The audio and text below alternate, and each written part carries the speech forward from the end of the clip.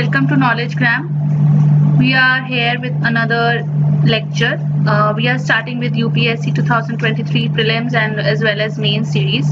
And so I thought to start from the environment section because it is one of the most asked questions in the recent years, and also it's one of the most favorite topics of UPSC people.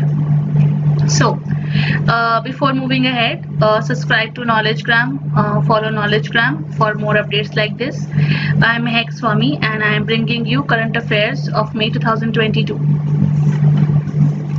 So a little bit about myself. I am Mehak Swami and this is what all about me. I am from Earth Sciences, Geography.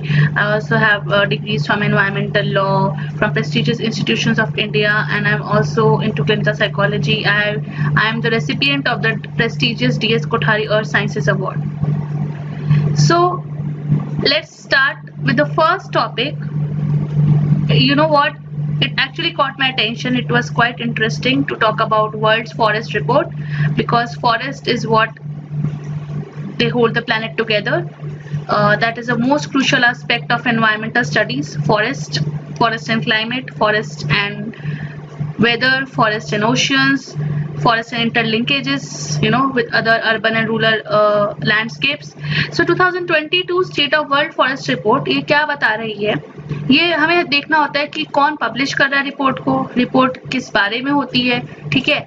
हमें देखना है कि इसके important points क्या हैं जिन्होंने limelight में आए हैं, क्या चीजें ये एड्रेस कर रही है, इसके consequences what all are there, and इससे रिलेटेड और भी जो करंट अफेयर्स या टॉपिक्स बन सकते हैं वो क्या है. सबसे पहले, who publishes this report? The State of the World's Forest, which you call as SOFO, is a flagship publication of the Food and Agriculture Organization of the United Nations. Everybody knows about FAO, that is Food and Agriculture Organization. United Nation हमारा सबसे important institution रहेगा जिसको हमेशा बार-बार UPSC, State PSC, कोई भी competitive exam होगा उसमें United Nation को पढ़ना होगा, उसके branches को पढ़ना होगा. यहाँ पे FAO की बात हो रही है, that is Food and Agriculture Organization. It is published biannually. Biannually का मतलब है 2 साल में एक बार. It is not coming every year. It is coming once in 2 years. So FAO is a specialized agency of the United Nations that leads international efforts to defeat hunger and improve nutrition and food security. So SOFO talks about world's forest and people के बीच के interactions. It's talking about the importance of forest to the global economy and biodiversity. We can see the world has lost 420 million hectares or 10.34% over the past 30 years. That's a big thing. Last 30 years में हमने 10% अपने जो है ना, जिसे हम कहते हैं forest, अपने वन, अपने tree cover, अपने canopies वो खो दिए हैं. So that is a big thing. It's an alarming rate of decrease. So this poses a serious risk to 68% of mammal species, 75% of bird species, and 80% of forest amphibian species. So forest biodiversity is still threatened by deforestation and forest degradation. हमें पता है कि land degradation, forest degradation, deforestation, ये सब कुछ बार-बार address होता है. बार-बार सारी nations यही कहना चाहती हैं कि ये बहुत बड़े factors हैं जो हमारे forest को खत्म कर रहे हैं. So the report says 30% of new diseases reported since 1960 can be attributed to deforestation and land use change. उसी से बात हम उसके ऊपर आ जाते हैं कि भाई अगर डिजीज हो रही हैं, हमें पता है कि हम ऑलरेडी कोविड पैंडेमिक से सफर कर चुके हैं, still it is coming and resurfacing again and again. So shingles is an infectious disease that can be transmitted naturally from non-human animals to humans. आजकल zoonotic diseases का बहुत they are spreading at a very alarming rate. So अब ये है कि जैसे deforestation बढ़ेगा तो ये वाली डिजीजेस भी बढ़ेंगी. जैसे हमने शिंगल्स की बात कर ली है, zoonotic disease जैसे एंथ्रेक्स है जो शीप है, जैसे रेबीज है रोडेंट्स में पाई जाती है या रोडेंट से हुई जाती है, West Nile virus through birds. So हम बात करेंगे कि इस रिपोर्ट में क्या क्या हुआ, आगे इसकी रिकमेंडेशंस क्या है. 3 बात ये प्रपोज करती है. पहला, टू अचीव ग्रीन रिकवरी. दूसरा, to end this deforestation, what, and then the sustainable use of forest and building green value chains. ये इसका कवर पेज है, जैसे आप देख सकते हैं वर्ल्ड फॉरेस्ट रिपोर्ट का. ये द ग्रीन सर्वे है जिसमें I just put this picture to just give you an analysis कि टोटल ज्योग्राफिकल एरिया हमारे पास कितना है. टोटल फॉरेस्ट कवर हमारे पास 2019 में 21.67 था, 21 में 21.71 है. टेक्निकली वो कितना होना चाहिए आप कमेंट सेक्शन में लिखना कि इंडिया के लिए टेक्निकली फॉरेस्ट कवर कितना होना चाहिए, जो एक रिकमेंडेड फॉरेस्ट कवर है. So we are finished with the first topic. We move to the next topic, which is torrefied biomass pellets. Something different. पहली बार ये पढ़ा है शब्द हमने torrefied. तो सबसे पहली बात है कि हम बायोफ्यूल की बात करते हैं. Again, saving energy, using biofuels, to be more organic. So during the roasting process, the biomass is treated at temperature of around 350 degree Celsius oxygen के बिना, जिसमें इसके बायोमास के जो कंपोनेंट्स है छोटे छोटे पार्ट में टूट जाते हैं. तो जब वो टूट जाते हैं तो आपकी एनर्जी कंटेंट प्रिजर्व रहती है. ठीक है, तो हम इनको पैलेट्स में, बायोमास को हम छोटे छोटे पैलेट, जैसे हम गोली देखते हैं, गन चलती है, गन के अंदर पैलेट पड़ती हैं, right. It's very common, everybody has seen a gun and pellets. तो वैसे पैलेट्स जो होते हैं छोटे छोटे बायोमास के बना के उन्हें मार्केट में सेल किया जाता है. सो यहाँ पे आपको याद रखना है what is the process of making pellets, what is roasting, right? Why they are considered important? Because torrefied biomass pellets have higher energy density, right? And their characteristics जो इनके बहुत मिलते जुलते हैं कोल से. तो कोल हमारा सबसे important fossil fuel एनर्जी के लिए. तो अगर हम ये pellets को इंट्रोड्यूस कर देंगे तो काफी हमारी कॉस्ट कटिंग एंड काफी हमारी एनर्जी सेविंग हो रही है. Benefits you can read.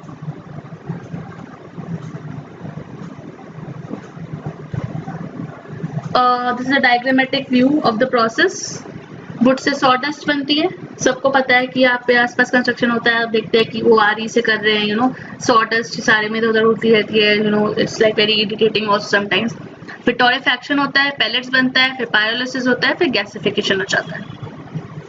Coming to the third topic, talking about the rare butterfly palm king spotted for the first time in Tamil Nadu.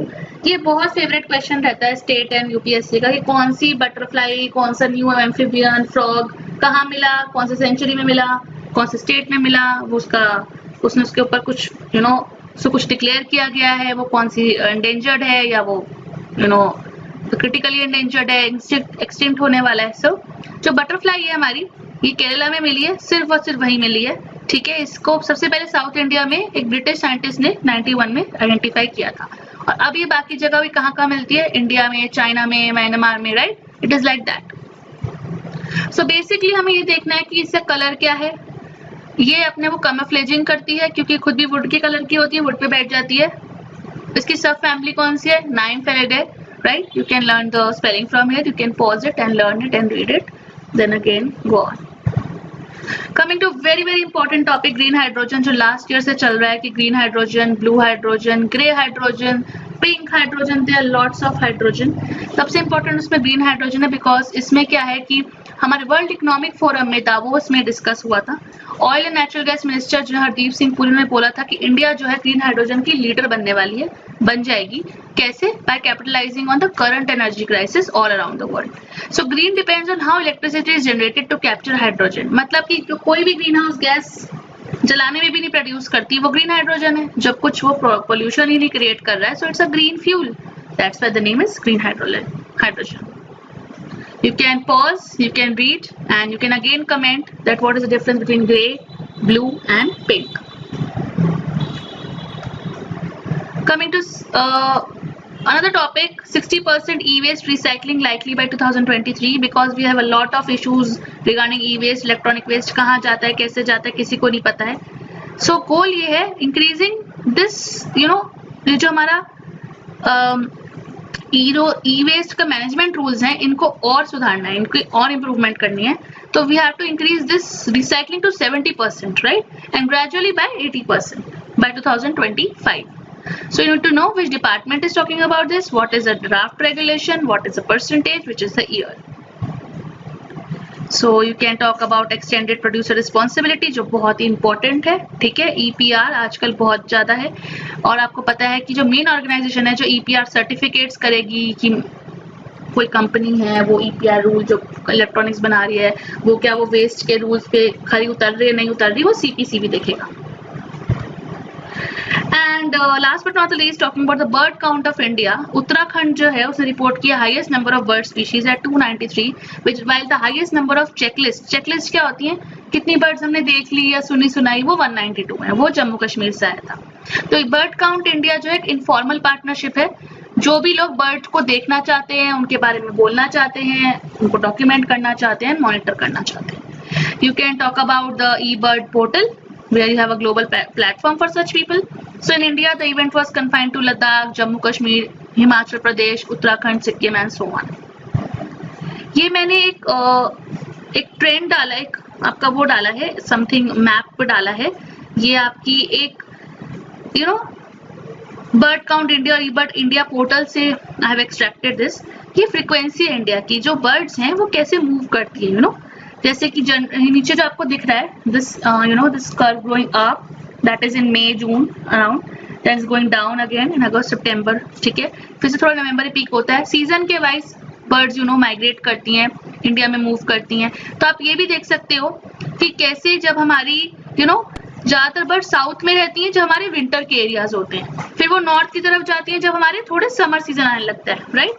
But they mostly then coming back to south India. So that is how this movement of birds is being traced. So I think हम इस सबको eBird India में check कर सकते हैं. ठीक है, आपको बर्ड्स के बारे में ज्यादा जानना है तो you can go about the detail of Salim bird sanctuary and ornithology, the study of birds, and you need to talk about the migration practices and all that. So yeah, this is all about today. I have made this video very short because we are starting back after a long time, and we just need to talk about some limited topics, which are like World Forest Report, which is about your green hydrogen, which is about your extended producer responsibility, e-waste. So I just want you to keep following our channel, and we'll meet in our next lecture, and we'll continue from where we have left. We'll take some more environmental topics. So tab tak ke liye see you all, and keep subscribing, keep following us on Knowledge Gram on YouTube.